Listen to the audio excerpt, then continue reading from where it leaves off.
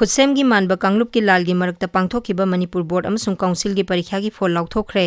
लालकता पांगथोकपा ओइबना पुकनिंग लेताना परीक्षा थाबा ngamkhidrabsu question leak ओइदे हाइबगी वाथोक लेख्रबसु सादा मरिफुदरागी मथक्ता पास तौदुना महिरोइसिंग अनौबा आसागा लोइनना मखा तमथनबा होटनरी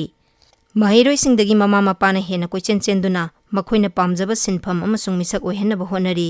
मियोइबगी पुंसिगी अनौबा मायोल अमा पीगदबा ओइबना यामना मरु ओइबा तांकक अमा ओइना लौनै मही मसिंग तंबा हाइबसी मियोइबगी मसादा अदुमक याउजरकलबनी अंगनबा मतमदा ग्रीक अमसुंग चाइनादा मही मसिंग तंबगी टॉप टॉप मसक लेरमी एथेंस की नुपा मसा सिंगना होमर ने इबा लाइरिक सिंग हौबदगी लोइबा फावबा सिनफा पुगदबनी अदुगा चाइनादना कन्फ्यूशियस की वाखलोन तमगदबनी मसिगी मथक्ता मपा मपु इराटपगी थौरम हैगदबनी मसी मखोइगी मही मसिंग तंबगी पांदमनी मतमगी अहोंगबा मतुंग इना मही मसिंग तंबगी मोंगदा होंगदोरकपदा नतना तंबगी पांदमसु अहोंगबा लाई मियोइबाबु मपुंग फाबा मियोइ अमा ओहेनबा होनबा हाइबदु मही तंबगी पांदमनी हाइना अखंग हिसिंगना मोट पीखी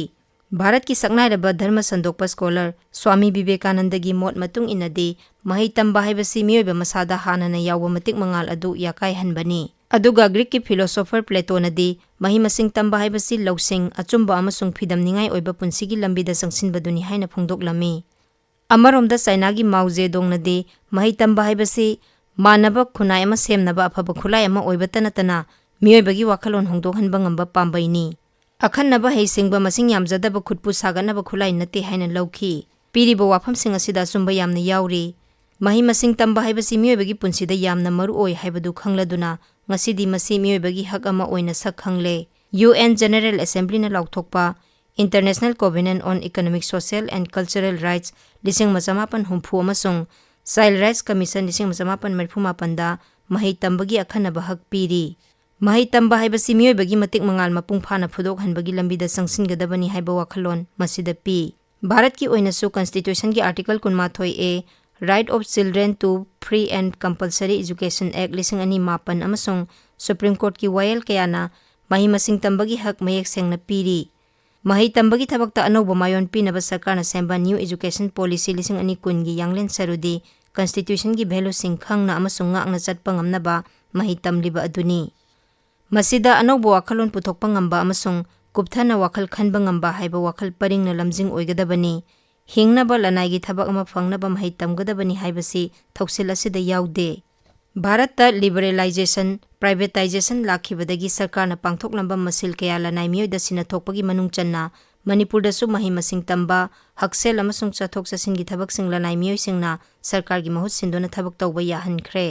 लनाइ स्कूल लनाइ हॉस्पिटल सिंगना सरकारगी लोइसंगदगी मंगजिल थाना सेनख्रे ममिंग चटलंबा मसक नाइबा मियोइ कया पुथोकलंबा स्कूल कया इरोल नुंगदा लुपख्रे लनाइ स्कूल सिंगना मपुंग ओइबा मही मसिंग तंबगी थबक लोइना पाइसिनख्रे हाई अमसुंग हायर सेकेंडरी स्कूल अयाम्बना नीट अमदि जीदा खनबा मियेंग चंगदुना डॉक्टर अमसुंग इंजीनियर पुथोकनबा सही क्यादगी लेप्तना होनरकली ममा मपानसु लैबा लैतबा थीदना अंगांगी ngambagi पांगल खंगदना सेलयाम थाददुना हिरम असिदा इकांगागुम चंगसिली मसिगी मरमदि लौसिंग अमसुंग कुपथना वाखल खनबा ngambagi पांगल पीबा मही मसिंग तंबदगिदि हिंगबना हेना मरु ओइ हाइबा वाखलन लमजिंग ओइरमबसु याय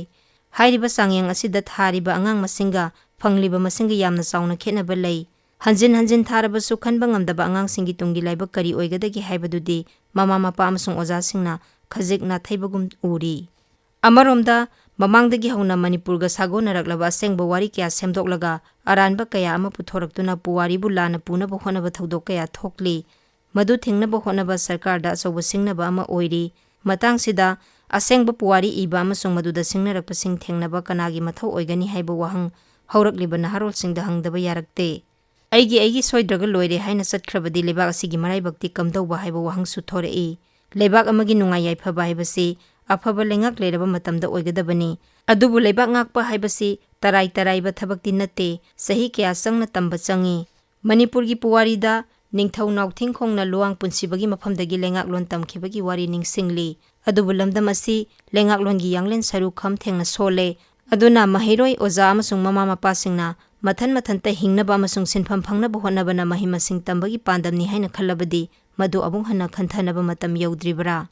सरकारनसु सिविल सर्विस थाबा मियोइसिंगदा सेंथंग पीबगुम सोशल साइंस एजुकेशन दा अहेनबा पुंगनिंग चंगदुना ꯑꯗꯨꯒꯨꯝꯕ ꯃꯍꯩꯔꯣꯏꯁꯤꯡ ꯁꯧꯒꯠꯇꯨꯅ ꯀꯨꯞꯊꯅ ꯋꯥꯈꯜ ꯈꯟꯕ ꯉꯝꯕ ꯑꯅꯧꯕ ꯃꯤꯔꯣꯜ ꯑꯃ ꯄꯨꯊꯣꯛꯄꯅ ꯃꯍꯩ ꯇꯝꯕꯒꯤ ꯄꯥꯟꯗꯝ ꯑꯣꯏꯔꯣꯏꯗ꯭ꯔꯥ?